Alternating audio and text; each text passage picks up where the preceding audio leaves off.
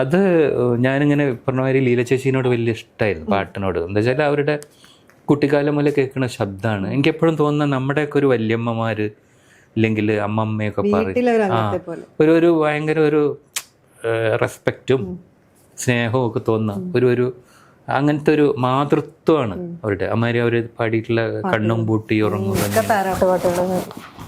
അപ്പോൾ അവരോട് എനിക്ക് ഭയങ്കര ഒരു അടുപ്പാണ് കാണാതെ തന്നെ. പക്ഷെ അവരന്ന് കത്തിജ്വലിച്ച് നിൽക്കുന്ന ഒരു സമയമായിരുന്നു. അപ്പോൾ അതൊക്കെ കഴിഞ്ഞിട്ട് കോഴിക്കോട് പ്രാവശ്യം ഒരു ഗാനമേളയ്ക്ക് ഒരു കച്ചേരിക്കാൻ മറ്റോ വന്നവർ. ഞാൻ എനിക്കൊന്ന് കാണണം, സംസാരിക്കണം എന്ന് വിചാരിച്ചു. അപ്പോൾ മുല്ലശ്ശേരി രാജഗോപാൽ എന്ന് പറഞ്ഞിട്ടുണ്ട്, എൻ്റെ അമ്മയുടെ കസിനാണ്. രാജവട്ടെന്നാണ് വിളിക്കുക. അതായത് നമ്മൾ ദേവാസുരം മംഗലശ്ശേരി നീലകണ്ഠൻ്റെ ഒറിജിനൽ ക്യാരക്ടറാണ്. അപ്പോൾ അദ്ദേഹമാണ് എൻ്റെ ഒരു അക്കാലത്തെ ഒരു എന്താ പറയുക ഫ്രണ്ട്, ഫിലോസോഫർ ആൻഡ് ഗൈഡ്. ഈ പാട്ടിലേക്കുള്ള എൻ്റെ ഇതൊക്കെ പുള്ളി. അപ്പോൾ ഞാൻ വൈകുന്നേരം എല്ലാ ദിവസവും അവിടെ പോവും.